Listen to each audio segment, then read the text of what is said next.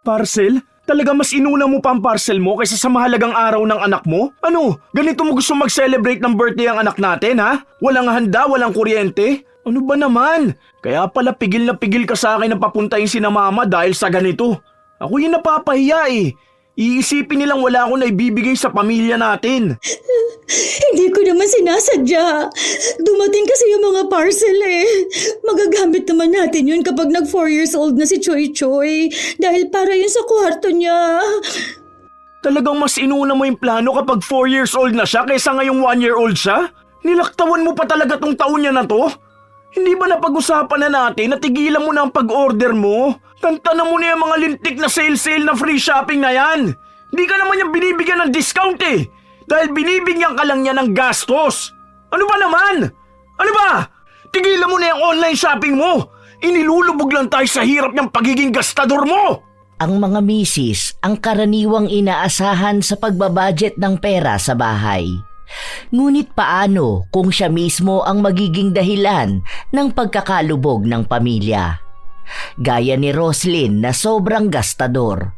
Binibili ang kahit na anong makikita niya kahit hindi naman niya ito kakailanganin. Dahil din sa gawaing hirap siyang talikuran, papataw sa kanya ang isang parusa. Magagawa niya pa kayang magbago? O dadamahin na lang niya ang sakit na dulot ng itim na kapangyarihan? Mahal, tingnan mo to oh. Ang mura ko lang to nabili. 20% off sila nung binili ko to. 850 original price niya tapos 680 pesos na lang binayaran ko. Free shipping din kasi.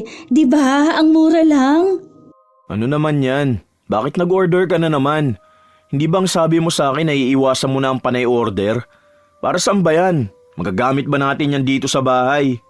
Magagamit natin to pagdating ng panahon. Mura na kasi, kaya binili ko na. Alam ko naman na kakailanganin din natin to. Nilalagay to sa aircon. Basta, malalaman mo na lang kung para saan to kapag kinailangan na. Masasabi mo na lang na buti bumili ako. At least, di ba, nabili siya ng mura lang. Nakatipid ako ng 20% to. Tapos yung shipping fee pa. Mahal naman. Di naman pala yan importante, binili mo pa. Hindi ka nakamura ng 20%. Alam mo nangyari? Napagastos ka lang ng 680 pesos na dapat ipandagdag mo sa grocery. Makakabili na yan ng pagkain ng anak natin eh. O kaya dagdag na sa bayad sa kuryente. Kung hindi naman mahalaga, wag mo nang bilhin. Hindi lahat na nakikita mong sale kailangan mong bilhin. Lalo na kung hindi naman natin mapapakinabangan. Ilan na ba mga gamit ang binili mo online na nakatambak lang naman dyan? Yung binili mong parang kulambo na hindi ko maintindihan, ano, nagamit mo ba? Hindi naman, di ba? Ang mahal pa naman nun. Tapos ang katwiran mo sa akin na mas mahal presyo nun sa mall. Nandun lang yun oh, nakatambak sa kabilang kwarto. Kasama ng mga pinagbibili mong walang kwenta. Yan, dagdag yan dun. Daig mo pang magpapatayo ng museo ng mga useless things eh. Grabe ka naman makapagsabi ng useless things.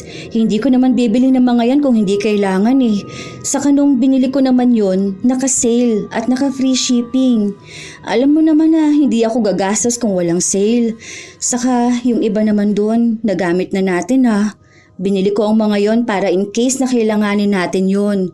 Hindi na tayo mahihirapan maghanap pa. At least, nandyan lang yun sa bahay natin. Ang sinasabi ko lang sa'yo na sana bawasan mo ang pagiging gastador mo. Hindi naman tayo mayaman para magbibili ng kung ano-ano eh. Kung hindi naman kailangan sa bahay, huwag ka na bumili. Huwag kang tumambay sa mga online shop na yan at magpabudol sa mga nagpo-promote ng mga walang kwentang bagay. Kasi sa totoo lang, kakahabol mo sa mga sale na yan, hindi ka nakakatipid eh. Nadadagdagan lang ang gastos natin. Parang sinasabi mo sa akin na huwag na akong maging masaya. Hindi yan ang sinasabi ko. Ang gusto ko lang gawin mo, huwag mong sobrahan ng gastos. Wala pa tayong ipon, mahal. Malapit na mag-1 taon ng anak natin. Anong ipangahanda natin, di ba? Tapos itong bahay, hindi pa to tapos bayaran. Naguhulog pa rin ako monthly. Hindi ko sinabi na huwag kang maging masaya. Ang gusto ko maging responsable ka sa paghawak ng pera natin. Kasi hindi natin alam kung hanggang kailan ako sa trabaho ko na to eh. Kung hanggang kailan ako magkakaroon ng pera pantustos sa lahat. Intindihin mo naman ako, mahal. Sa hirap ng buhay ngayon, kailangan nating magtipid. Okay, sige. Hindi na lang ako bibili. Total, nagagalit ka naman sa akin eh. Pinapakita ko lang naman yung nabili ko na magagamit din natin. At kung paano ako naging wais sa pagbili ng mga gamit at pag-aabang ng sale. Hindi ko naman binibili kapag wala akong nakikitang sale. Lahat naman kinagagalitan mo, di ba? Okay, sige. Hindi na. Nagpatuloy si Roslyn na mag-inarte kahit pa ilang beses na siyang kinakausap ng kanyang asawa tungkol sa kanilang pagtitipid. Sa susunod na buwan kasi ay sasapit ang kaarawan ng kanilang anak at ang gusto ni Romeo ay magkaroon sila ng salo-salo dahil sakto na uuwi rin ang nakatatanda niyang kapatid galing sa ibang bansa. Nais niyang imbitahan ang mga yon. Napag-usapan na nila ng asawa ang tungkol sa handaan at nakakapagbigay siya ng dagdag na pera para sa magagamit nila. Malaki ang sinasahod ni Romeo kumpara sa mga normal na manggagawa dahil sa mataas din ang posisyon niya. At lahat ng pera niya ay hawak ng kanyang asawa. Wala naman siyang problema kung ang pera na hawak niya ay pamasahe niya lang papasok sa trabaho dahil pinaghahandaan naman siya ni Roslyn. Maalaga sa kanilang pamilya ang asawa. Mabait din ito. Ngunit ang isang katangian na hindi naaalis ni Roslyn ay ang pagiging magastos niya. Kahit na anong pigil ng asawa sa kanya, palaging nangangati ang kanyang kamay para bumili ng kung ano-anong hindi naman nila nagagamit sa pang-araw-araw na buhay. Isang araw, habang nasa bahay si Roslyn at katutulog lang ng anak niya, saka naman dumating ang rider na nagdadala sa kanya ng mga pinamili niya. Yun, sakto, dumating ka na. Kayo na pa kita hinihintay eh. Uy, ayos ah. Ang pogi mo ata ngayon. Bagong gapit ka ah. Oh, baka hindi ko lang napansin kasi ngayon mo lang ulit hinubad ang helmet mo. Magkano nga ulit yan? Wait lang ha. Eto. Sa'yo na sukli. Tip ko na yan. Gusto mo ba ng tubig o juice? Mukhang pawis na pawis ka kasi. Ang init pa naman sa kalsada. Kawawa ka naman. Sandali ha, kukuha ako.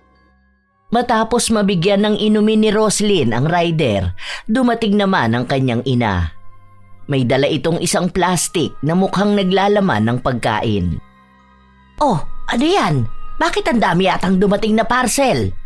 Ang laki pa nito oh. Mga nabili ko sa online ma. Umabot kasi ako sa 3.3 sale niya eh. Free shipping pa lahat. Teka, bakit pala kayo napasyal dito ma? Ano yung dala mo? Bumili ako ng pasalubong para sa apo ko. Nasaan pala si Romeo? Nasa trabaho niya ma. Bukas pa naman day off noon eh. Dito ba kayo matutulog? Hindi, napadaan lang ako. Dahil siningil ko si Melay Kulot. Ito pala bigay mo kay Choy Choy. Sige, mamaya kakatulog niya lang eh. Magbubukas muna ako ng parcel. Nakatingin lang ang ina ni Roslyn sa kanya habang binibitbit niya ang mga parcel na dumating. Inisa-isang buksan nito ang pinamili niya at doon napansin ng kanyang ina na walang kwenta ang mga yun. Ano ba naman yung mga pinagkakagastusan mo, Roslyn? Akala ko pa naman mga gamit dito sa bahay nyo. O kaya mga gamit para sa birthday ng anak mo. Tingnan mo nga, headband na may daga. Ano ba yan? Para kanino naman yan? Ang cute kaya. Nakita ko to sa TikTok, ma. Tingnan mo. Diba kakaiba siya? Naloloka naman ako sa'yo, Roslyn. Ano bang akala mo sa sarili mo, batang paslet? Kahit nga bata, hindi magsusuot ng ganyang headband. Tapos, ano pa itong isa? Electric wine opener? Talaga ba, Roslyn? Ano naman ang paggagamitan mo nito? Baka akala mo mayamang ka na umiinom palagi ng wine. Pwede naman gamitin yan sa soft drinks, ma. Saka malay nyo, magkaroon kami ng wine, di ba? Sa New Year, magpapabili ako kay Romeo. O kaya sa birthday ng anak namin. Kasi nasabi niya, uuwi yung kapatid niyang galing abroad. Malay mo, magbigay yun ng wine o kaya magdala rito, di ba? Tapos maghahanap sila ng pambukas doon. Makikita nila tong electric wine opener namin. Magagamit naman yan. Kung hindi man sa ngayon, edi sa future. Noong dalaga ka pa, pinuno mo ng basura ang bahay natin sa mga pinagbibili mong walang kwenta. Kahit basura, makita mo lang na sale online, bibilhin mo na. Tapos hanggang ngayon, dala mo pa rin ang ganyan mong ugali. May anak ka na, may pamilya ka na. Hindi ikaw ang nagpapakahirap sa pera, kaya ganyan ka.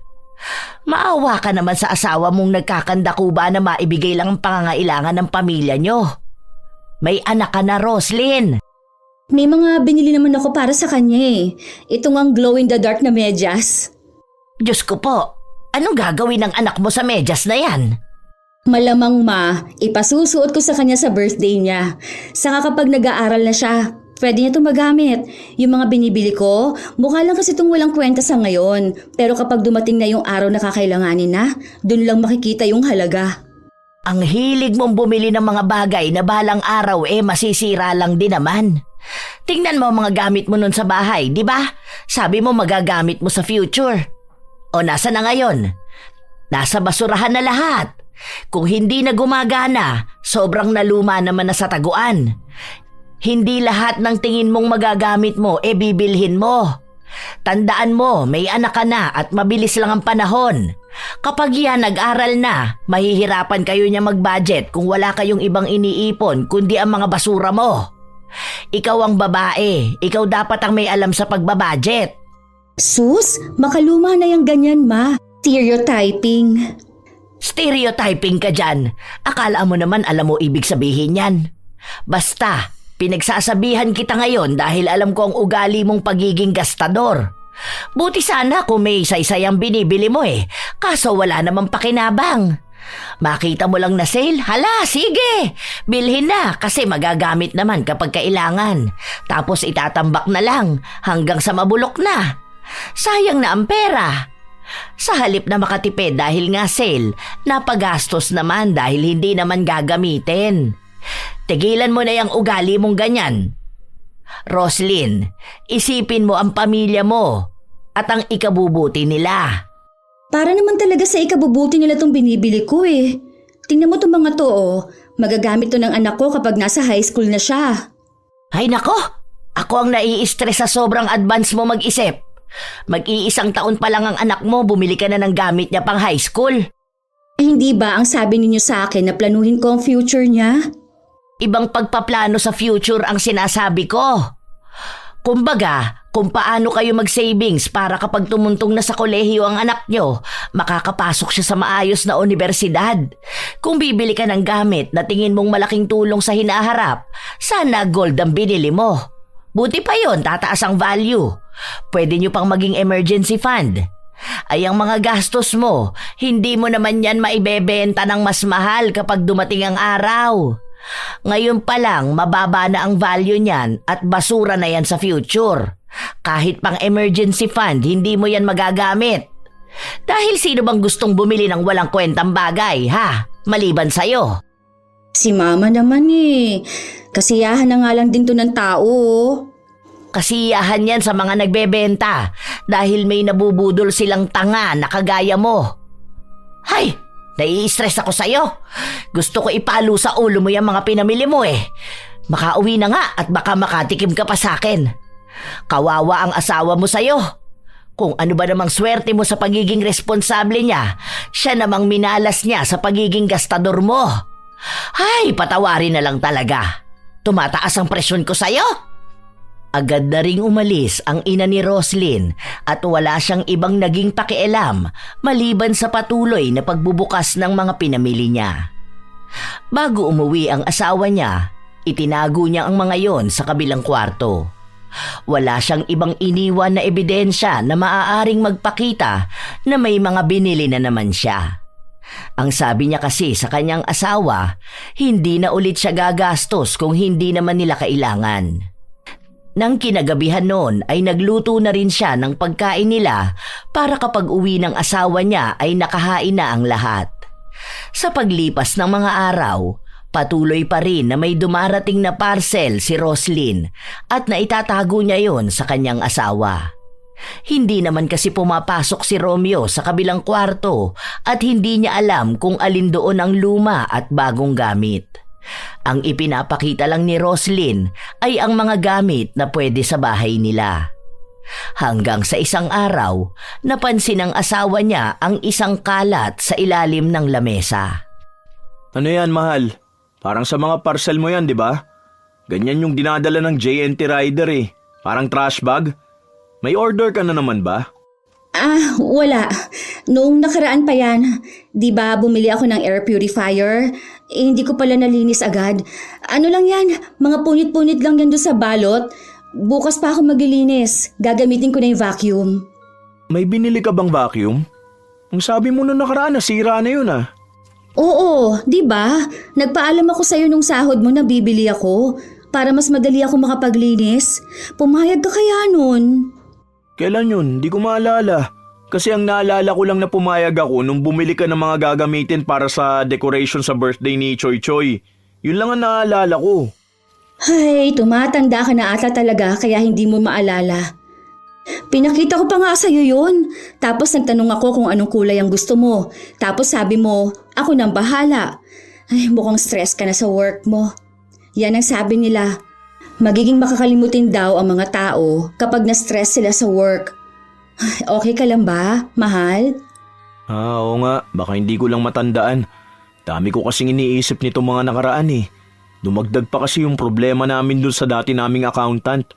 Ang dami kasing nawawalang budget. Tapos may bali-balita pa na siya yung nag-receive ng 300k na payment. Kaya siguro biglaan ang pagre-resign niya. Nagtakas na pala ng pera. Ay, ang laki naman pala ng naitakas niya. Buti ikaw, hindi mo naisipan yun ano? Hindi ko naman yun gagawin. Ano ba naman ang 300k sa panahon ngayon? Sa mahal ng bilihin, ang bilis lang niya maubos, no? Oo nga, sa bagay tama ka naman.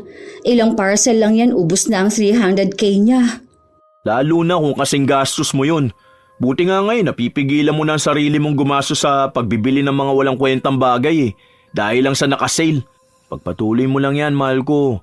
Hayaan mo sa susunod kapag na-promote na ako sa mas mataas na posisyon, bibigyan kita ng budget pang parcel mo. Pero bawal lumagpas sa budget ha. Ay, talaga ba? Salamat mahal ko. Kaya love na love kita eh. Halika nga, imasahe kita. May binili akong pang-massage dyan. Bumili ka? Matagal na yun, hindi ko lang nilalabas. Mahusay na naitago ni Roslyn ang kanyang pagiging magastos dahil napaniwala niya ang asawa niyang hindi na nga siya naglalabas ng pera. Pero ang totoo, maya't maya ang dating ng parcel niya, pero dahil kakilala niya ang rider, napapakiusapan niya ito na huwag dadalhin sa bahay nila kapag naroon ang kanyang asawa. Madali naman silang kausap, lalo pat malaki rin naman ang lagay. Ilang araw pa ang lumipas, palapit na ng palapit ang kaarawan ng kanilang anak. Ang dami nilang plano. Simple lang naman ang handaan at sila-silang pamilya lang ang pupunta roon, kaya hindi na nila kailangan na maghanda ng sobra-sobra. At ang plano nila ay ang ina ni Roslyn ang magluluto dahil masarap itong maghanda ng pagkain. Pumayag din naman si Dolores dahil apo niya naman ang magdiriwang ng kaarawan. Isang araw, may kumatok sa bahay nila at ang akala ni Roslyn ay ang rider na magdadala ng kanyang parcel. Disconnection letter para sa kuryente? Hala, oo nga, nakalimutan ko na tong bayaran. Naku po, paano kaya to? Pwede lang po sigurong 1 buwan lang muna ang bayaran ko, ano? Para hindi kami maputulan. May baby kasi kami eh. Sinabi lang sa kanya na bayaran na lang niya bago dumating ang araw na nakasulat dahil kung hindi ay baka maputulan na nga sila ng kuryente. Hindi pwedeng ipaalam ni Roslyn na nakatanggap siya ng ganito dahil magagalit ang kanyang asawa at itatanong sa kanya kung saan niya dinala ang perang ibinibigay sa kanya. Malalaman kasi ng kanyang asawa na nagastos na niya ang pera na dapat ay ipambabayad sa kuryente. Kasabay din ang araw na yon ay naputulan sila ng tubig. Ano bang uunahin ko?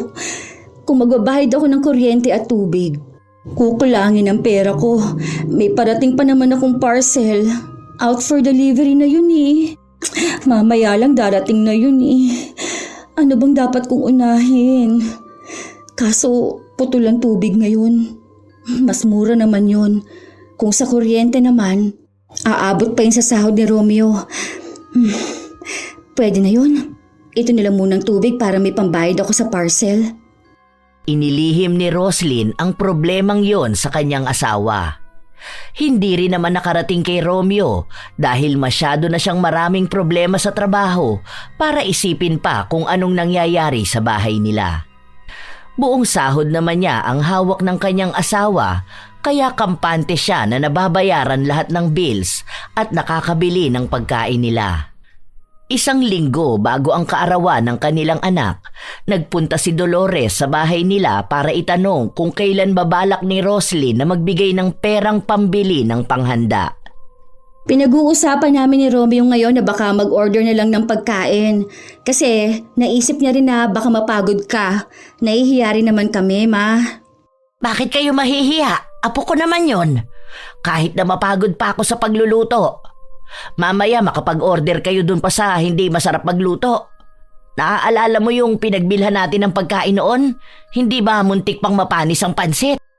Meron na akong nakausap. Doon nag-order ng pagkain sina Ate Rina nung New Year. Masarap naman daw. Tapos, sakto, gumagawa rin ng cake ang mga yon. Sigurado ka dyan, ha? Oo naman, ma. O kung gusto nyo, pwede naman kayo ang magluto. Pero abanuhan nyo na lang muna. Aba, ay saan naman ako kukuha ng pera, Aber? Utang ka muna kay kuya. Sige na. Bakit naman uutang pa sa kuya mo? Kung tingin mong kukulangin yung pagkain sa order nyo, bakit hindi na lang kasi magluto? Mas mahal ata ang magagastos doon kesa bumili ng sariling rekado. Kung ako ang bibili sa palengke, pwede akong tumawad dun sa mga kakilala ko. Wala lang. Naisip ko lang. Marami kasing pera si kuya, di ba? Baka naman pwede niya ako mapautang para may panghanda si Choy Choy. Pamangkin naman niya yun eh.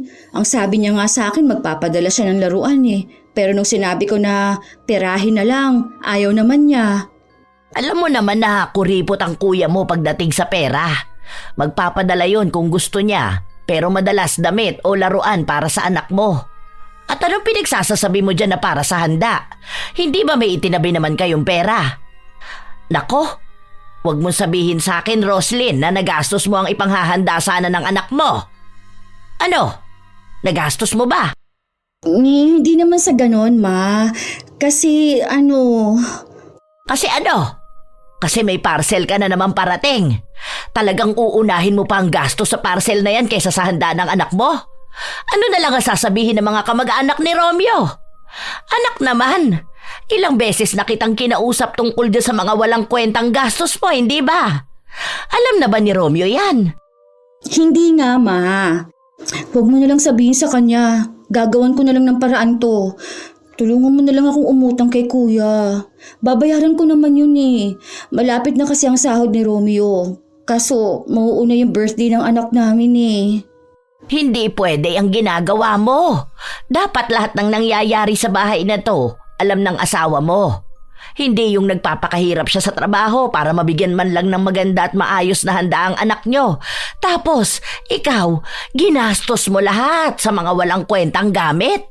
Grabe ka naman, ma. May kwenta naman yun ah. Tingnan mo nga. Bumili ako ng bagong display dito sa bahay. Tapos mga gamit sa kusina.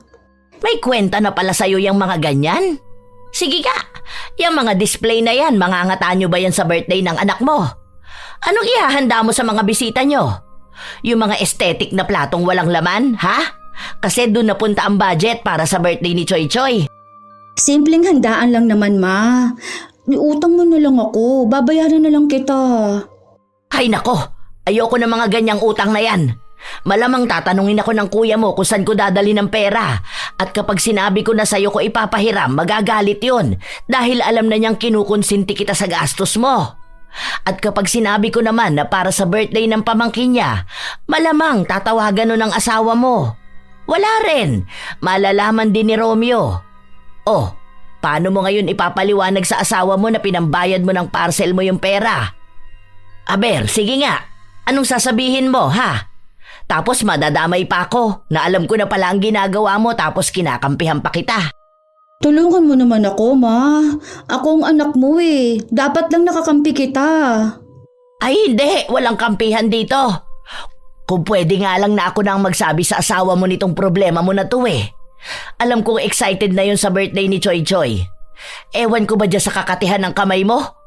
Kung bakit hindi yan mapirme at mapigilang magpipindot ng kung ano-ano online para walang gastos na darating. Bahala ka sa buhay mo, hindi kita hahanapan ng uutangan. Gumawa ka ng paraan. Kung gusto mo, isanla mo yung ATM ng asawa mo. Naisanla ko na nga eh. Ayaw naman magpadagdag. Abay, kung hindi ka nga naman... Ay, nanginginig ako sa inis sa'yo, Roslyn. Sinasabi ko sa'yo, tatama tong palad ko sa mukha mo. Talagang isinanla mo pati yun? Ibig sabihin, walang kaalam-alam ang asawa mo na wala na pala kayong pera, tapos may mga utang ka pa? Habang pinapagalitan ni Dolores ang kanyang anak, may kumatok sa pinto. Nang buksan nila, rider yun na magdadala na naman ng mga pinamili ni Roslyn. Cancel mo na yan, hindi niya yan babayaran. Tapos sa susunod na may mga order tong babae na to, huwag niyong dadalhin. Napapagasto siya sa ganyan. Hindi pwede, ma. Baka mamaya maban yung account ko eh. Platinum pa naman na ako. Aba nga naman, may nalalaman ka pang platinum dyan ano? Wala ka na nga maipanghanda para sa birthday ng anak mo? Ikaw, umalis ka na, hindi na niya kukunin yan. Kung hindi ka aalis, ihahampas ko sa helmet mo ang ulo ng babaeng to. Balak na sanang bayaran ni Roslyn ang parcel niya pero natakot ang rider kaya umalis ito. Pero alam naman niyang bukas din ay ibabalik sa kanya yon. Hindi na tumigil ang kanyang ina sa pagtatalak. Wala itong pakialam kahit pasabihin sa kanya ni Roslyn na naririnig sila ng mga kapitbahay nila dahil kahit naman ang mga yon, alam ang halos araw-araw na pagdating sa kanya ng mga parcel. Nanatili si Dolores sa bahay ni na Roslyn hanggang sa sumapit ang gabi. Siya ang nag-aalaga sa kanyang apo at awang-awa siya rito dahil sa maaaring nakakalungkot na kaarawan nitong darating. Ilang sandali pa ay dumating na si Romeo. Kinakabahan si Roslyn dahil baka biglang magsalita ang kanyang ina at isumbong ang napag-usapan nila. Oh, ma, nandito ka po pala. Kanina pa kayo? Oo, kaninang umaga pa. Nagluto na pala ako ng pagkain nyo. Sige na, mukhang pagod na pagod ka eh. Ako na ang magbabantay kay Choy Choy. Kumain na po ba kayo? Oo, kanina pa. Pauwi na rin naman ako. Napasyal lang ako rito para dalawin ang taba Choy Choy na baby na to. At para itanong na rin sa asawa mo kung kailan ko makukuha ang budget para dun sa iluluto ko. Okay po. Naibigay naman na po ba? Mamaya na natin pag-usapan yan, mahal. Tara na, kumain na muna tayo. Nakahain na dun oh. Akin na nga tong bag mo. Ano ba yan? Pawis na pawis ka naman. Ay, grabe kasing siksikan kanina sa jeep eh. Wala talagang masakyan. Akala ko nga mamaya pa ako makakauwi. Mabuti na lang nakasiksik ako. Ang sakit nga ng paa ko, grabe. Kalahati lang yata ng puwet ko nakaupo eh. Grabe, kawawa ka naman Romeo. Mas maganda sana kung bibili ka na ng motor mo kaysa nakikipagsiksikan ka sa jeep.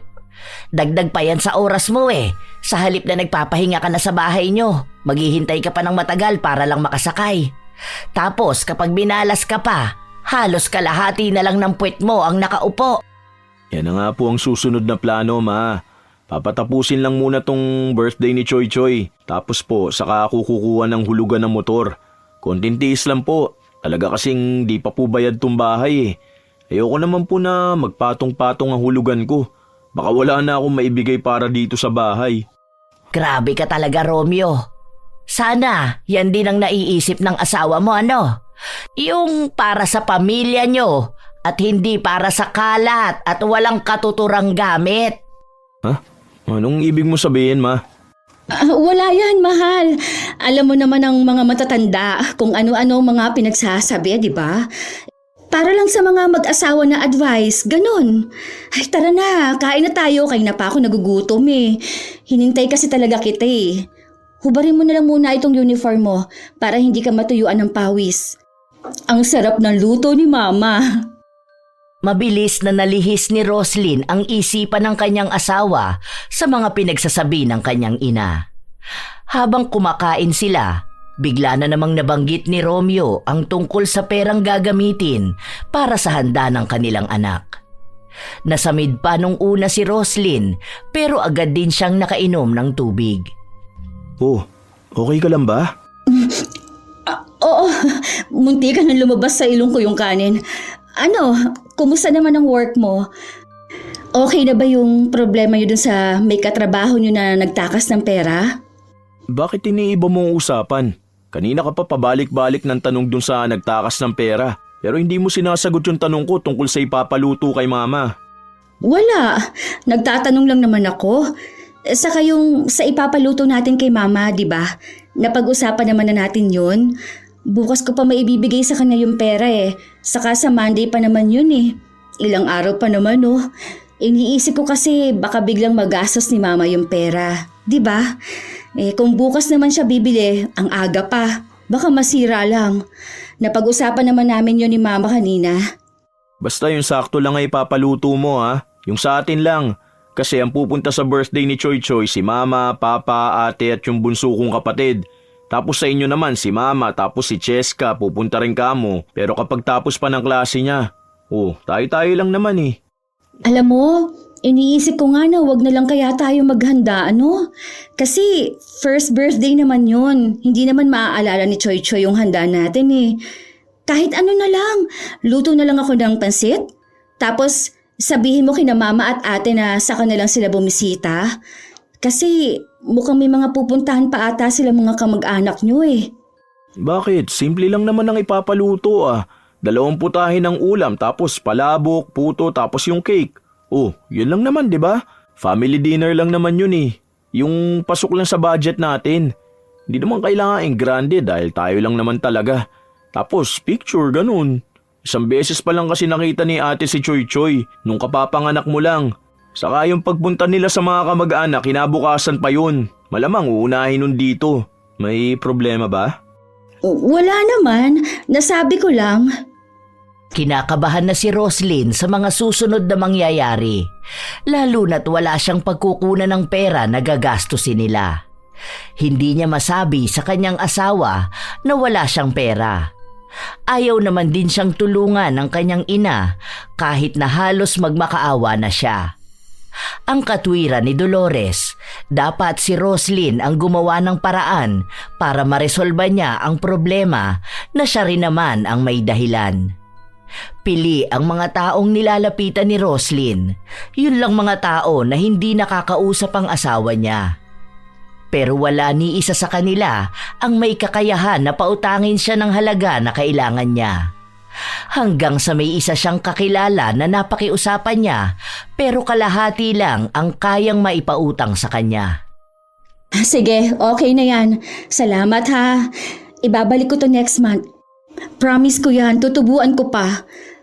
Basta kahit na anong mangyari, wag na wag mong babanggitin to kay Romeo ha. Alam ko naman na hindi kayo nag-uusap ng asawa ko. Tapos, wag ka mag-chat sa akin. Hawak kasi nun ang account ko eh. Ako na lang mismo ang pupunta sa'yo rito kapag babayaran na kita. Promise talaga to, hindi to tokis. Babayaran kita. Dahil kalahati lang ang nautang ni Roslyn, kailangan niyang tipirin ang handa. Dahil nanay naman niya ang magluluto at bibili ng mga rekado, alam niyang kaya yung pagkasyahin. Pero hindi muna ibinigay ni Roslyn ang pera dahil nagbabaka sakali siya na may mahanap pa siyang ipandadagdag. Dumating ang araw na walang pasok ang asawa niya at nanatili lang ito sa kanilang bahay. Lapit na birthday ng baby Banchoy Choy namin na yan ah. Ang bilis ng panahon. Parang kailan lang sumisipa ka pa sa tiyan ng mami mo. Tapos ngayon mukha na namin ang sinisipa mo. Sa susunod niyan, magiging magala na yan. May pagagalitan na tayo dahil kung saan-saan nagpupunta. Yun na nga eh.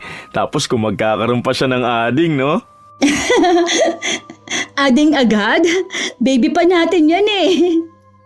Siyempre, hindi pa naman ngayon. Di ba ang plano natin may 5 years gap sila? 4 years pa yun eh. Pero baka hindi pa sure. Biglang masundan agad. Ano ba? Huwag mo nga akong kilitiin. Ayan, nakikisali pa sa kulitan si Batchoy-choy na yan. Ano ba, mahal? Wala na, dinaganan ka na ng anak natin. Ang siluso naman ito, aba. Huwag daw muna kasi sa ading dahil gusto niya pa rin maging baby natin. Ikaw kasi, ang kulit mo. Kapag napaayos natin yung sa likod, magpadagdag tayo ng isa pang room. Kasi kapag nag 4 years old na siya, bubukod na siya ng kwarto. Kailangan natin siyang sanayin sa sarili niyang kwarto. Hindi ba mahirap yon para sa bata? Pwede naman siguro yung kahit na 7 or 10 years old na siya bumukod ng higaan sa atin. Sa amin kasi, 4 years old pa lang sinasanay na kami matulog sa sarili naming kwarto. Masyado na siyang matanda kung 10 years old na siya kasama pa natin sa isang kama. Lalo na kung may ading na rin siya. Ganun talaga yun, mahal. Hindi naman natin siya bibiglain eh. Ganun ba? Sige, okay na rin yun para makapag-decide tayo ng design ng kwarto niya. Ang dami kong nakikita sa TikTok nun eh. Pwede rin tayong bumili ng gamit doon, mas mura lalo kung may sale. Mahal, kapag 4 years old pa siya, hindi tayo pwedeng bumili ngayon. Lalo na walang pwesto sa bahay. Nasisikipan nga ako rito eh dahil ang daming kung ano-anong design sa gilid natin. May mga malalaki pang fake plants. Tapos yung kabilang kwarto na lagayan ng mga gamit, feeling ko puno na rin yun. Ipapaayos pa natin tong bahay kaya huwag ka na muna mag-order. Hindi yung narinig mo lang tong plano na ganito kapag nakakita ka na naman ng sale o may free shipping, bigla mo na naman bibilin. Tipid-tipid tayo ha? Kukuha din ako ng motor eh. Habang nag-uusap ang mag-asawa, may kumatok sa pinto nila. Si Roslyn ang nagbukas noon at may parcel siyang parating.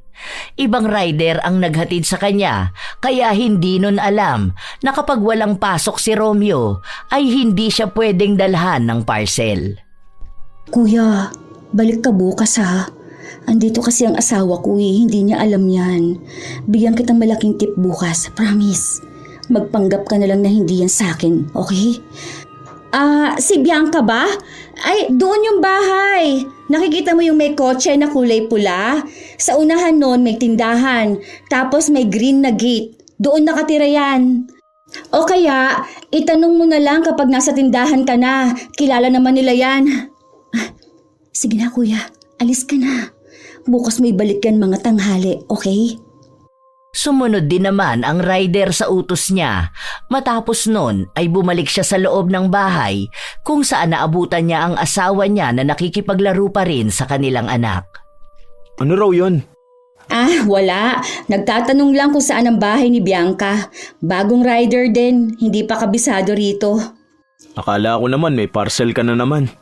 Hindi, wala Alam mo naman na hindi na ako bumibili, hindi ba? Pinapaalam ko muna sa'yo kapag may i-check out ako. Baka kasi mamaya magalit ka na naman sa akin.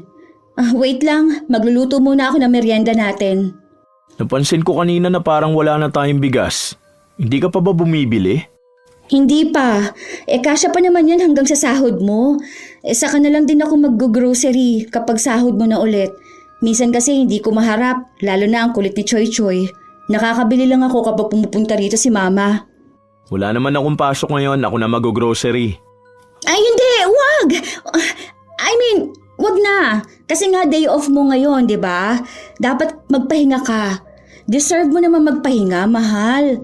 Alam ko ang stress na nararamdaman mo sa work mo. Ayoko naman na itong isang araw na to, magpapakapagod ka pa, hindi ba? Okay lang naman sa akin para matulungan din kita rito sa bahay. Alam ko na ang dami mong inaasikaso eh. Lalo na kulang talagang oras mo mag-alaga sa anak natin. Isa pa, nakalive ako sa Monday, di ba? 2 araw na lang naman, Monday na. Hindi naman din nakakapagod kung bibili ako ng bigas. Alam mo namang ayaw na ayaw ko yung nasisimut ang bigasan natin, di ba? Ang bigat kasi sa feeling kapag ganun. Sige na, okay lang. Ako na ang bibili. Kinumbinsi pa ni Roslyn ang asawa niya na wag na ngang bumili pero nagpumilit din si Romeo. Dahil wala nang pagpipilian pa si Roslyn, ibinigay niya ang pera na inutang niya para lang may maipambili sila ng bigas. Lalong dumagdag ang problema niya dahil 2 araw na lang ay kaarawan na ng kanilang anak. Iniisip niya kung saan na naman siya kukuha ng perang ipapanghanda. Ayaw niya pa ring aminin sa kanyang asawa ang nagawa niyang paglustay ng perang ibinibigay sa kanya dahil lang sa pagbili niya ng mga bagay na hindi naman nila kailangan. Alam niyang magagalit sa kanya si Romeo, lalo pa't nangako siya rito na hindi na siya gagastos pa sa mga walang kwentang bagay. May parcel pa siyang darating bukas at hindi pwedeng hindi niya kunin yon dahil para sa kanya ay mahalaga ang mga yon kahit na hindi niya alam kung kailan nga ba niya magagamit. Isang araw bago ang kaarawan ng kanilang anak, nagpunta siya sa bahay ng kanyang ina upang pakiusapan ulit ito tungkol sa pagpapahiram ng pera. Ma, sige na. Kahit kanino ka na lang umutang mo. Babayaran ko naman yun eh. Birthday na bukas ng apo mo. Wala talaga akong magagawa sa problema mong yan, Roslyn. Pinagsabihan na kita, di ba? Hindi ka naman kasi nakikinig sa akin. Kung sana matagal mo nang sinabi sa asawa mo ang problemang ito, edi sana hindi ka na nahihirapan ng ganito.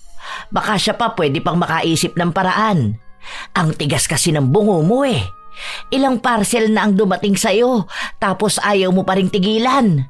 Hanggang sa ayan, wala ka na talagang perang mailalabas at magagamit. Kung ako sa'yo, sabihin mo na yan sa asawa mo dahil baka bukas mag-expect siya na may handa si Choy Choy. Tapos ang maabutan lang nila sa bahay nyo ay bahaw na tinirikan ng tig 5 pisong kandila na gamit nyo kapag brown out. Hindi naman pwede yung ganun, ma. Magagalit sa akin yun eh.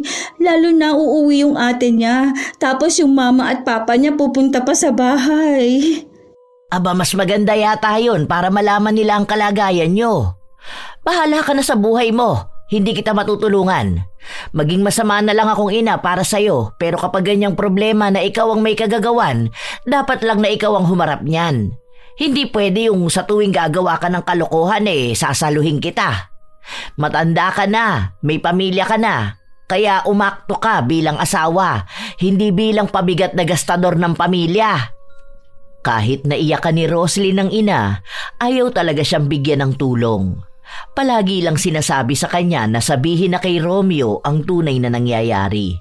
Dahil kung hindi niya raw kaya, ang kanyang ina na lang ang magsasabi. Pero ayaw ni Roslyn.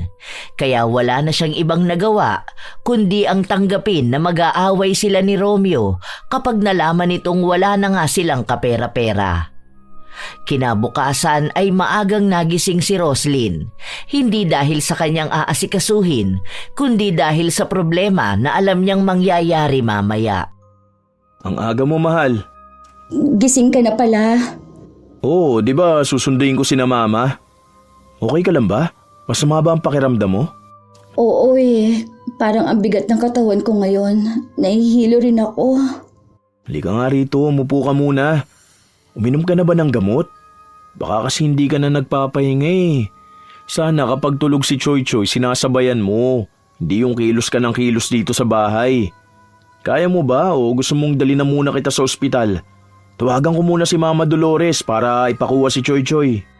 Hindi na. Okay lang ako. Dito na lang muna tayo sa bahay. Oo nga, gusto ko magpahinga. Huwag na lang kaya muna nating ituloy ang birthday ni Choy Choy ngayon. Hindi ko alam kung makakakilos ako eh. Hindi ka naman kikilos ngayon dahil yung pagkain si Mama Dolores naman na magluluto. Tapos wala namang kailangan na design eh. Wala namang ibang bisita tapos mamayang gabi pa makakarating sina ate. Iniisip ko kasi na baka hindi ko sila maasikaso at di ko sila maharap, di ba? Ano ka ba? Bakit iisipin mo ang pag-aasikaso sa kanila? Hindi ka naman kasambahay, mahal. Kakain lang tayo. Kung anong nasa lamesa, yun ang kakainin natin, di ba? Nakahain na yun eh. Sasandukin na lang nila yun. Magpahinga ka na lang muna. Inom kang gamot pagkatapos mo mag-almusal, ha? Sandali lang, magluluto muna ako. Ang akin lang kasi, nakakahiya naman sa kanila, di ba? Minsan na nga lang sila dumalaw sa atin. Huwag kang mahiya, maiintindihan nila kung hindi mo sila masyadong mahaharap. At di nila kailangan asikasuhin. Alam nilang may anak tayo at mahirap talaga mag-alaga ng bata. Sige na, huwag ka na magpaka-stress dyan. Ayos lang yan. Dahil mairaraos natin ang birthday ni Choy Choy. Mukhang magkakatotoo ang pagpapanggap ni Roslyn na may lagnat siya. Hindi na siya makapagsalita at hindi niya makuha ang tamang pagkakataon para sabihin sa asawa na wala naman talagang handa ang anak nila. Nanatili sa loob ng kwarto si Roslyn habang iniisip kung anong gagawin niyang palusot mamaya. Mabilis umandar ang oras kaya pabilis din ng pabilis ang kaba sa kanyang dibdib. Hanggang sa sumapit ang hapon, napansin niyang nagbibihis na ang kanyang asawa. Katatapos lang din itong paliguan ng kanilang anak at isinuot sa bata ang bagong damit nito. Aalis na muna ako, mahal. Puntahan ko lang sina mama sa hotel nila. Ah. Kaya mo na ba muna rito kay baby? Oh, sure ka na ba? Oo, iniintay na nila ako eh. Nag-chat na rin ako kay Mama Dolores. Sinabi ko na dali nila yung food bago mag 6 p.m. para makakain na tayo. Babalik din kasi ng hotel sina Mama bandang 9 p.m. kasi pagod sila sa biyahe. Kung sabihin mo kaya na magpahinga na muna sila, huwag na muna sila magpunta. Sayang naman yung pinahanda natin, di ba? Yung sake, anong oras ba dadalhin yun? Baka mahuli pa yun ha. Tawagan mo na at sabihin mo i-deliver na nila ngayon. Sige na, aalis na ako. Wala na talagang kawala si Roslyn. Hindi na niya nasabi sa kanyang asawa na wala na silang hihintaying handa. Habang hindi mapakali si Roslyn sa kanyang problema, sumabay pa na naputulan sila ng kuryente. Ang akala niya noong una, simpleng pagkawala lang ng kuryente ang nangyari. Pero nang mapansin niyang meron namang ilaw sa kabilang bahay, nagtaka na siya at naabutan niya ang mga nagpuputol ng kuryente. Sige na po, kahit bukas nyo lang kami putulan. Birthday ng anak ko ngayon oh. Alam nga namang wala kaming kuryente, di ba? Maawa naman po kayo. Kahit na anong pakiusap ni Roslyn, hindi siya pinakinggan. Dahil ang sabi sa kanya ay alam naman niya na magkakaputulan na ng araw na yon, sana raw ay nagbayad na siya. Nagpatong-patong na ang problema niya. Hindi na niya alam kung anong dapat gawin. Dahil dumidilim na, ang ibig sabihin ay parating na rin ang asawa niya kasama ang pamilya nito. At ang maaabutan nila ay walang kuryente at walang handa. Nagsindi si Roslyn ng kandila para magsilbing liwanag nila. Dahil mainit, umiiyak na rin ang kanyang anak at kahit na anong paypay niya, halos nagwawala na ito. Hanggang sa dumating na nga ang kanyang asawa. Ano nangyari? Bakit wala tayong kuryente? Nagkaroon ba ng problema? Naputulan tayo. Anong sabi mo? Naputulan tayo? Sorry. Hindi ako nakapagbayad ng kuryente. Ano? Paano nangyari yun? Nakalimutan mo ba? O bakit hindi mo sinabi sa akin para ako na lang ang nagbayad? Ano ba naman yan, mahal? Alam mo naman na birthday ng anak natin ngayon at pupunta sina mama, di ba? Nandiyan na ba sina Mama Dolores? Hindi naman siya makakapunta dahil hindi naman ako nagpaluto sa kanya. Wala akong naibigay na pera sa kanya eh. Nagastos ko yung pera. Ipinambayad ko ng parcel. Parcel? Talaga mas inuna mo pa ang parcel mo kaysa sa mahalagang araw ng anak mo? Ano? Ganito mo gusto mag-celebrate ng birthday ang anak natin, ha? Walang handa, walang kuryente? Ano ba naman? Kaya pala pigil na pigil ka sa akin na papuntahin sina mama dahil sa ganito. Ako yung napapahiya eh. Iisipin nilang wala akong naibibigay sa pamilya natin. Hindi ko naman sinasadya. Dumating kasi yung mga parcel eh. Magagamit naman natin yun kapag nag 4 years old na si Choy Choy. Dahil para yun sa kwarto niya. Talagang mas inuna mo yung plano kapag 4 years old na siya kaysa ngayong 1 year old siya? Nilaktawan mo pa talaga tong taon niya na to? Hindi ba napag-usapan na natin na tigilan mo na ang pag-order mo? Tantanan mo na yung mga lintik na sale na free shopping na yan. Hindi ka naman yung binibigyan ng discount eh. Dahil binibigyan ka lang niya ng gastos. Ano ba naman? Ano ba? Tigilan mo na yung online shopping mo. Inilulubog lang tayo sa hirap ng pagiging gastador mo. Hindi na napigilan ni Roslyn na maiyak dahil yun na lang naman ang kaya niyang gawin. Kahit naman anong sabihin niya, magagalit pa rin naman ang kanyang asawa. Inawat na lang si Romeo ng kanyang ate at sinabi na wala na rin namang magagawa ang galit at away nila. Nangyari naman na raw na magastos ang pera at pwede nilang pag-usapan yon ng silang dalawa lang. Gusto pa rin ng ate ni Romeo na ituloy ang kaarawan ni Choy Choy at siya na lang ang sasagot nun. Dahil walang kuryente sa bahay nila, doon muna sila sa hotel magpapalipas ng gabi. Naaawa rin kasi sila sa bata na hindi makakatulog sa mainit at malamok na gabi. Nagpunta rin si Dolores sa hotel, bit-bit ang niluto niyang pansit. Tumawag kasi sa kanya ang kanyang balae at sinabi na sumunod na lang siya roon. Mabuti na lang, mabait ang pamilya ng asawa mo, ano? Kasi kung ako yan, nako, sinampal na kita. Kung sana kasi tinulungan mo akong makautang. Aba, sa akin pa napunta ang sisi ah. Kung sana pinigilan mo yung kaka-order mo, edi sana may kuryente pa kayo.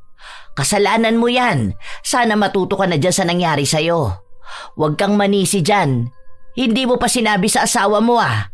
Hindi pa kayo niyan tapos. Mag-uusap pa kayo niyan. Pinalampas lang tong birthday ng anak nyo. Aba, ewan ko na lang talaga kung magpapatuloy ka pa sa panay check-out mo. Ano pa kayang reaksyon niyan kapag nalaman niyang nakasanla ang ATM niya tapos may mga utang ka pa? Ay good luck talaga sa'yo. Ay nako, makauwi na nga. Baka wala na akong masakyan na jeep eh. Inilapag ko pala dun yung regalo namin para kay Choy Choy ha. Magagamit niya yun ngayon. Hindi na kailangang hintayin na mag 4 years old siya. Kinabukasan, maaga ring bumalik sa bahay nila ang mag-asawa. Dahil wala silang pera para maipakabit ang kuryente, nag-abot ang ate ni Romeo. Ayaw niya pang tanggapin yun nung una dahil nahihiya siya. Hindi sila sinanay ng mga magulang nilang umaasa sa kapatid, pero dahil kailangan nila ng tulong, kaya kinuha niya rin yun. Hindi sila nagkikibo ang mag-asawa hanggang sa nakauwi sila sa bahay.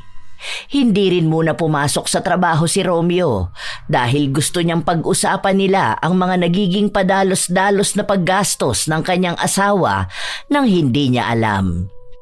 Sabihin mo na lahat. Ano pa mga pinagkakautangan mo? Baka magulat na lang ako, may dadakip na sa yung pulis dito. Mag-order ka na ng magagamit mo sa kulungan. Mukhang magagamit mo yung sa future. Baka may sale sila. Sorry na nga.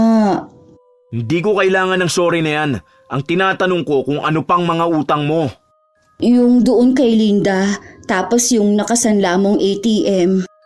At talagang isinanla mo pang ATM ko ha? Ayos yan. Kulang na lang isanla mo na tong bahay natin eh para may pambayad ka sa parcel mo. Ano ba nangyari ha? Akala ko pa naman tinigilan mo na talaga yan. Sinusubukan ko namang tigilan eh. Hindi naman na ganun kalaki ang binibili ko. Nakalimit na yun. Di na maganda yung ginagawa mo. Pamilya na natin ang naapektuhan. Lahat na lang na makikita mo, bibilin mo na. Hindi tayo mayaman. May anak na tayo. May pamilya ka. May dapat na mas unahin kaysa sa mga walang kwentang luho mo. Hindi naman kita pinipigilan bumili, di ba? Pero yung magagamit naman natin ngayon. Ngayon ha, hindi yung magagamit pagdating ng araw. Pera ang dapat nating ipunin, hindi kalat. Sinusubukan ko naman talaga eh. Siyempre hindi ko naman pwedeng biglain na wag bumili. Sayang naman din kasi yung pagiging platinum member ko, di ba? May malaking tulong yon dahil sa mga discount at free shipping. Ilang beses ko bang ipapaliwanag sa'yo na hindi ka niyan tinutulungan makatipid? Tinutulungan ka lang gumastos. Tingnan mo, may naitulong ba yung pagiging platinum member mo para makabayad tayo ng bills ha? Natulungan ka ba niyan para makapaghanda kahapon? Hindi naman di ba? Hindi yan nakakatulong sa'yo at sa pamilya natin. Pasakit lang ang dala niyan. Akin ang cellphone mo. Buburahin ko yung lintik na account na yan. Simula ngayon, ako na nga hawak ng ATM ko. Ako na magbabayad ng bills, ako na rin ang magbabudget ng gasto sa bahay para maunti-unti ko mabayaran yung mga utang mo. Bibigyan na lang kita ng allowance mo pero hindi mo nahahawakan ng buwang sahod ko. Ayoko mabaon sa utang at maghirap dahil lang sa pagiging gastador mo. Kahit na umiyak si Roslyn at makiusap sa asawa niya na huwag burahin ang account niya, ginawa pa rin ni Romeo. Pagod na siyang pakiusapan ng asawa niyang tumigil sa paggastos. Tinutuo ni Romeo ang sinabi niyang siya na ang hahawak ng pera nila.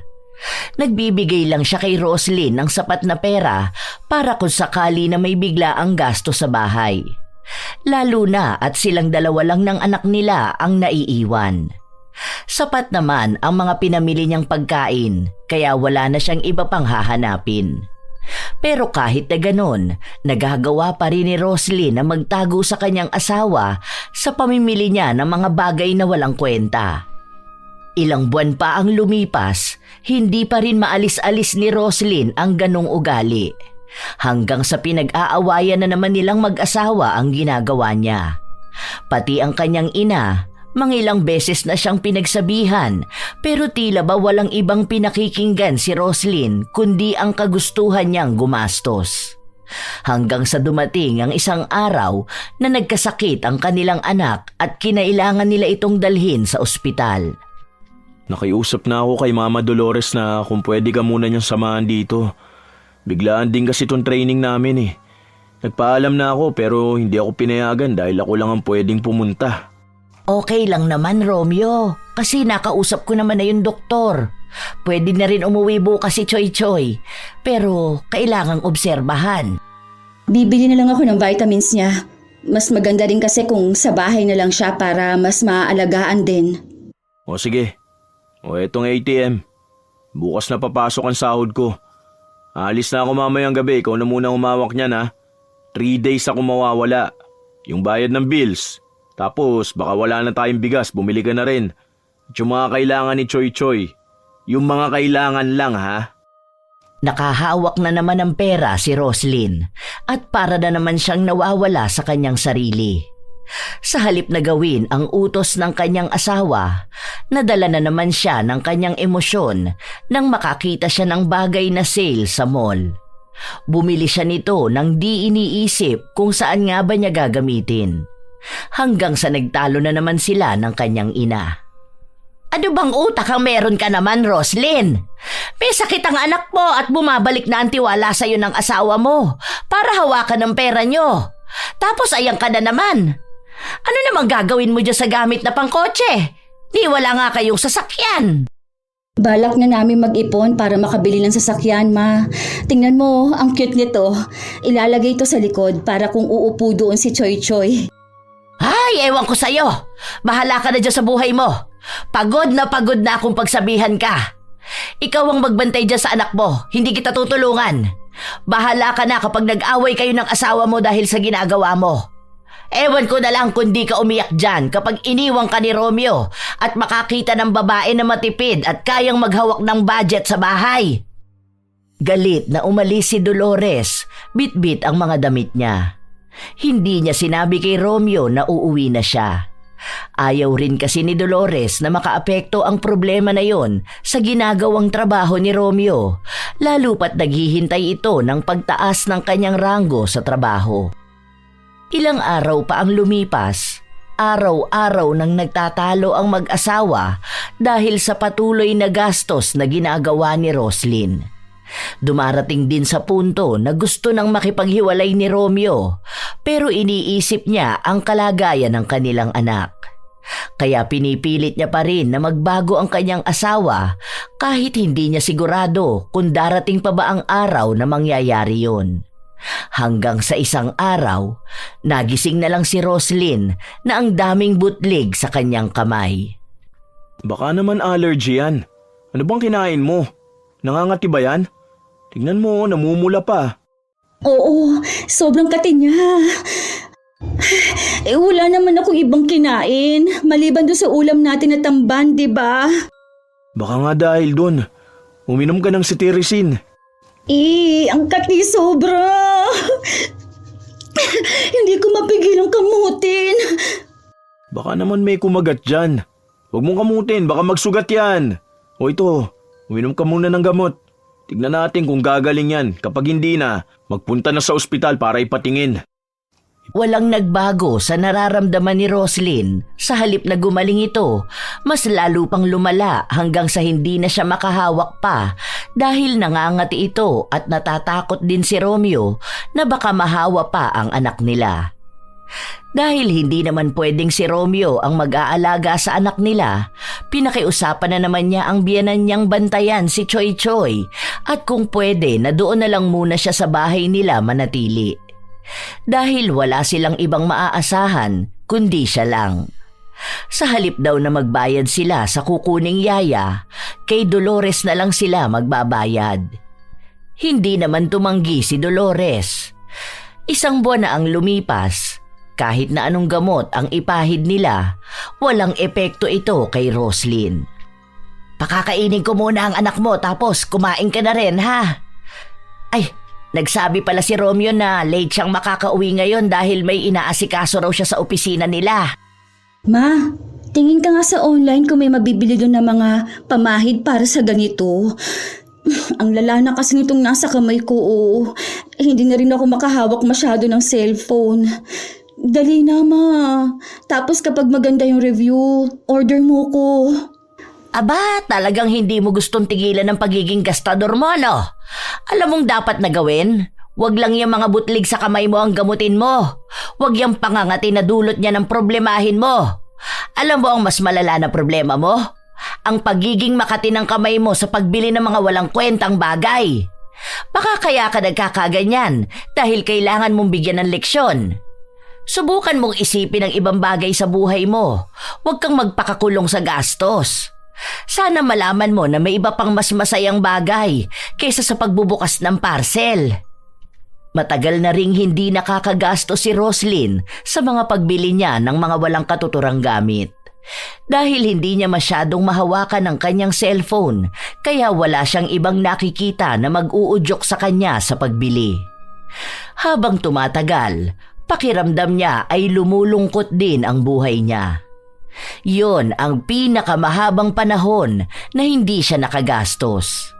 Wala siyang binubuksan na parcel at yon ang gustong-gusto niyang gawin. Dahil paano nga ba niya magagawa yon kung kahit sarili niya hindi niya mahawakan dahil sa nangyayari sa kanyang kamay?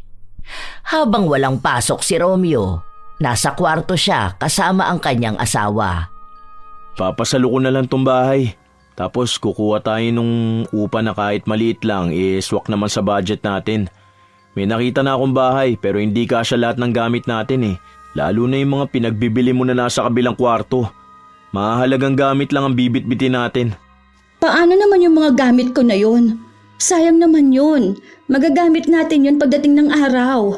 Saka, bakit may pasasalo tong bahay? Di ba malapit naman na itong mabayaran ng buo?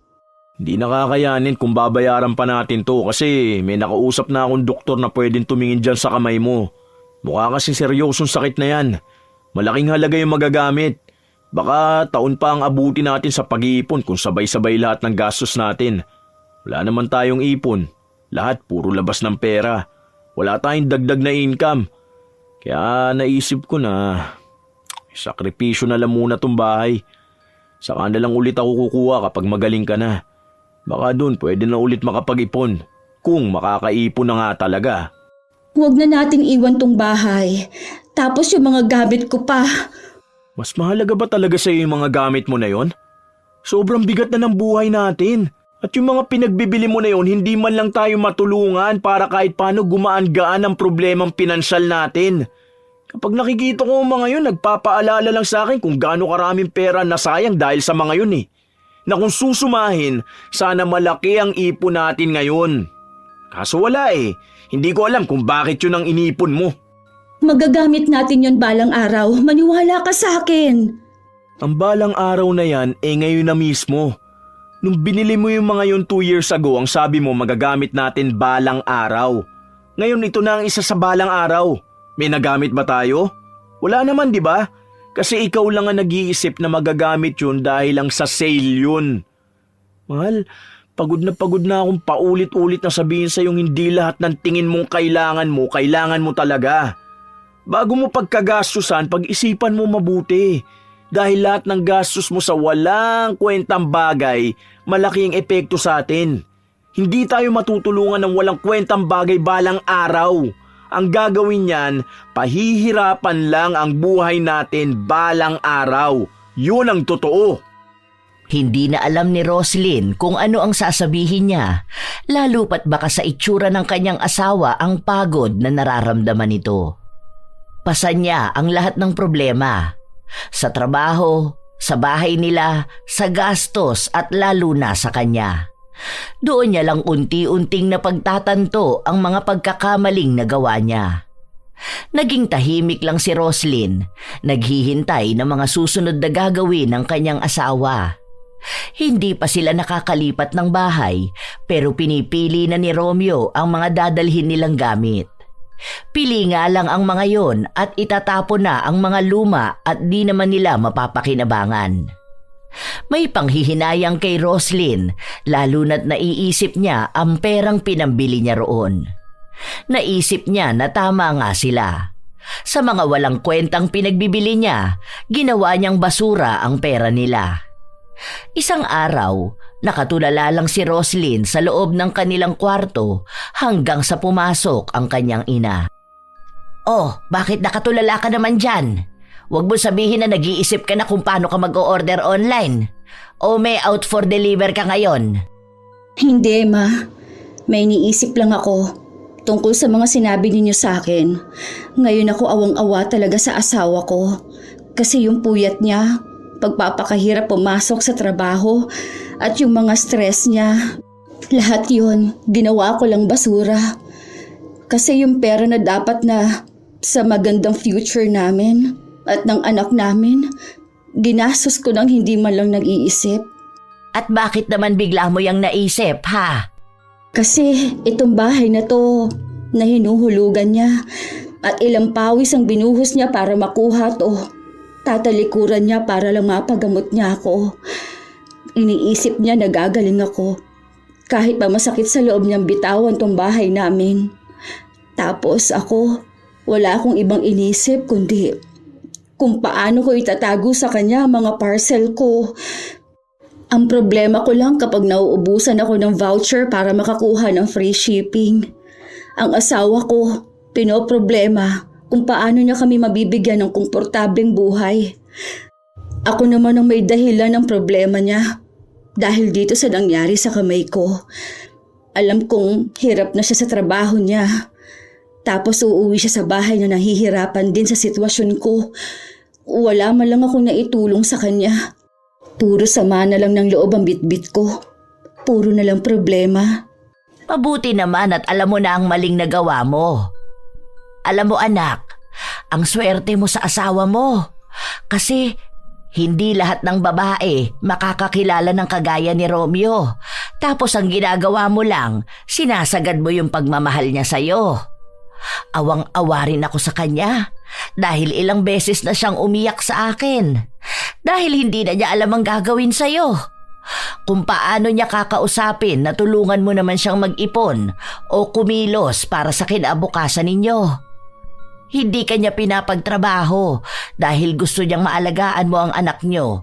Pero hindi naman ibig sabihin nun hindi mo na siya tutulungan para sa pinansyal niyo. Tandaan mo, ikaw ang misis niya. Ikaw ang may hawak ng pera niya. Huwag kang maging dahilan ng pagbagsak niyo. Ang pagbagsak ng pangarap ng asawa mo. Alam ko, Ma.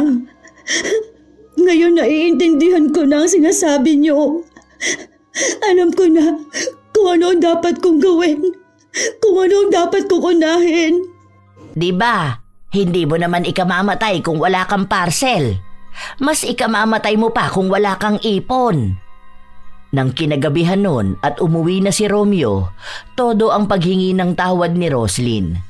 Inamin niya lahat ng pagkakamali niya at ipinangako niya na hindi na talaga niya uulitin ang pagiging gastador niya.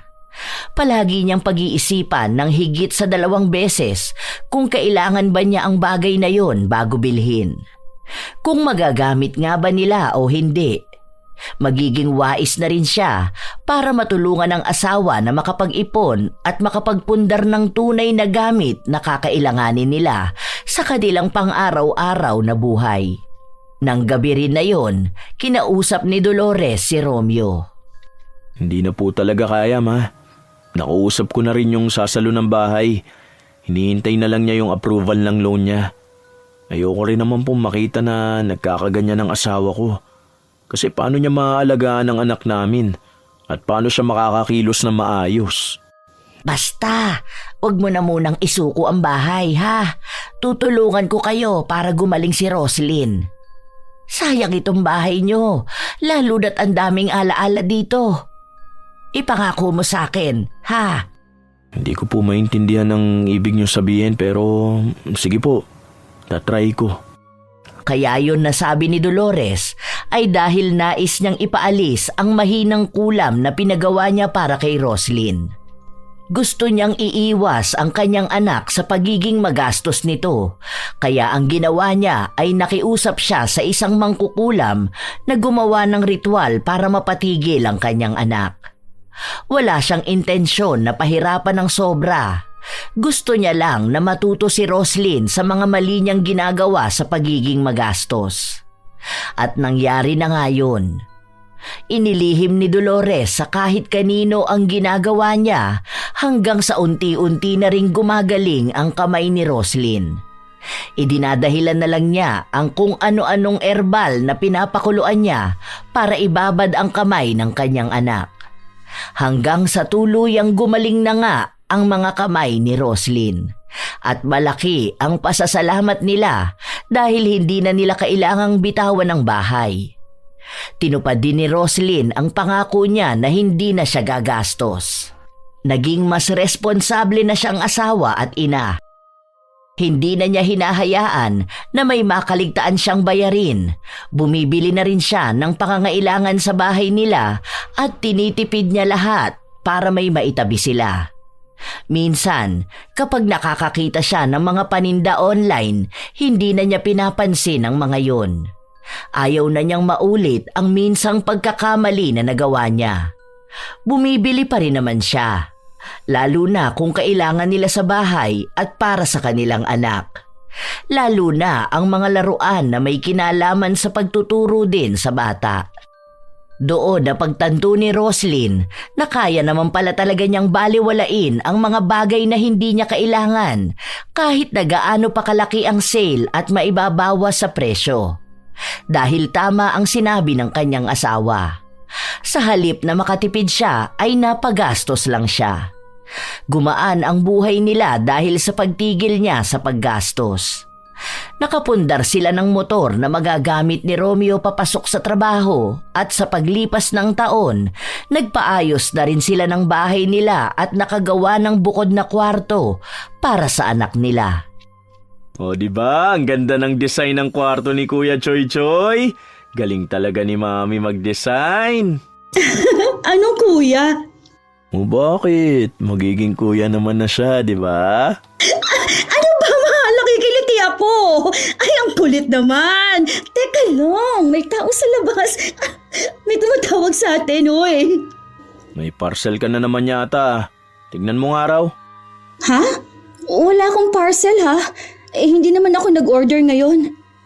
Kanino po? Sa akin? Ay, hindi. Wala akong order, kuya. Magkano po ba yan? Bayad na? Ha? Ano naman kaya to? Wala akong hinihintay, ha? Ang last na order ko, yung sa bedsheet ni Choy Choy. Buksan mo kaya yan, no? Wow! Ano to? Set ng jewelry? Sa'yo galing to? Ikaw ang nag-order nito? Ikaw ha? Nahihilig ka na rin ba sa online shopping? Regalo ko yan sa'yo. Happy anniversary, mahal ko. Parang tanga to. Umayos ka nga dyan. Kakainis ka. 30% off yan. Pero ang love ko para sa'yo, 100%. Sus! Nanguuto ka pa ha? Salamat, mahal ko. Kakainis ka? Pinapakilig mo pa ako? Marunong ka na mag-order ng ganito ha? Mabuti na lang hindi ito COD kasi wala akong ipapambayad. Aawayin na lang kita. Masaya ang mag-asawa habang patuloy na tinutokso ni Romeo ang kanyang misis tungkol sa mga dati nitong ginagawa na pag-order. Dahil sa pagtigil ni Roslyn sa pagbili ng mga bagay na hindi nila kailangan, hindi lang sa pinansyal sila nakaluwag-luwag, kundi pati na rin ang buhay nila ay naging maayos ang takbo. Walang mga kalat sa bahay nila. Hindi katulad noon na kung saan-saan na lang niya inilalapag ang mga gamit na pinagbibili niya. Maraming natutunan si Roslyn sa mga nangyari sa kanyang buhay. Marahil, kung hindi pa siya nakaranas ng sakit, hindi niya matitigil ang isang klase ng adiksyon sa paggastos. Na kahit walang-wala na sila, ay kailangan pa rin niyang maglabas ng pera. Minsan talaga, mahirap iwasan ang pagtanggi sa tukso, lalo na kung maraming nakikita at napapanood sa iba't ibang platform na naghihikayat na bilhin ang isang bagay kahit na hindi mo alam kung para saan ba. Ang alam mo lang, nawiwili ka sa mga napapanood mo hanggang sa hindi mo na maawat ang sarili mo na gumastos. Marami ang nakakaranas nito ngayon, lalo pat iba-iba na ang paraan para makahikayat. Ang nakakalungkot na parte ay ang pag-aakala na malaki ang natitipid mo sa pagbili ng bagay na yon, na ang katotohanan naman pala ay napapagastos ka lang talaga. May iba na hirap pigilan at may iba naman na sinusubukan ng talikuran ang ganong gawain.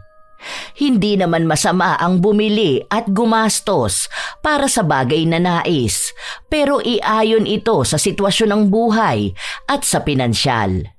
Huwag gawing bisyo ang paggastos na kahit wala nang matira sa iyo at sa pamilya mo ay nagpapatuloy ka pa rin. Sa huli, ang pera ay hindi lamang para sa pansamantalang aliw ng pagbili, kundi para sa pangmatagalang seguridad ng pamilya at ng sarili. Ang pagiging wais sa paggastos ay hindi nangangahulugang ipinagkakait mo ang sarili mo sa kasiyahan, kundi natututo kang pumili ng tamang panahon, tamang bagay at tamang halaga. Dahil kapag natutunan mong igalang ang halaga ng pera, natutunan mo ring igalang ang halaga ng iyong kinabukasan. Kayo mga apo, naranasan nyo na rin bang mapagastos ng sobra-sobra sa mga bagay na hindi nyo naman pala magagamit? O kayo ba ay may kakilala na katulad ni Roslyn na walang pakialam kung may pera pa ba sila? Basta ang mahalaga ay may parcel na bubuksan. Ibahagi nyo naman ang inyong kwento na katulad sa kwentong ibinahagi ngayon. Tungkol sa inyong sarili o kakilala nyo na mahilig maghabol ng sale kahit na hindi naman pala magagamit ang pinagkakagastusan nila. Shout out sa ilan sa mga masusugid na tagapakinig ng mga istorya ni Lola Telang. Rachel Whitney, Ellen Torres, Jean de la Cruz, Jomer Suarez, Mary Jane Rico, Roy Lacandalo, Filipina Palsario, Ilocana Vlog ng Qatar, Florence Hervasio, Alma Naong, Roda Bieri, Jodilyn Pakin, Ruby Diamond, Sydney Crosswind, Razon Yao. Shout out din sa inyo, Cheryl De La Paz, Larnie Azurin, Beauty and Your Best, Irene Canubas, Nerissa Fadriquela, Arvid Shane Hoiberg Channel, Jennifer Abion, Girly Satur, Estela Da Silva, Diana Irish Bra, Mariam, Eleanor Santiago, Marfel Reyes, Ad Maco, Teresita Perez. Salamat sa pakikinig nyo, Mike James Tapak, Mirna Alfaro, Danny Calubaton, Zara Gonzales, Jenjen Vlog, Merly Rodriguez Cao, Gigi G, Chikiso, Myla Regina Gallevo, Jam Avery Ortega, Lerma Lapidario, Marilor Guevara, Mea Espiritu, Pangga Duran, Benvenida Mending. Shout out din sa inyo, Anis Channel, Jenrick, Grace Hementera, Yumi Kai, Marites Ambel, MJ Rivera, Jenny Balagtas, Jovelyn Ruiz, Hazel Fiesta, Ice, Lizelle Ye, Roslyn Mangilin, Rose Ann Pingul, Glorefer Mabanta, Lovely Rose Roa at kay Princess Rain Roa Alawami, AJ Chua, Lydia Lopez, Maria Lee Nakagawa, Lynn Hasegawa, Ami Yong, Estely Reyes, Ami Bag, Gia Gigi, Supladang Pasaway, Key Martinez, Francisco Neng at sa kanyang napakagandang asawa na si Jeremy Saranillo Francisco. Ito ang inyong Lola Telang at maraming salamat sa lagi niyong pakikinig mga apo.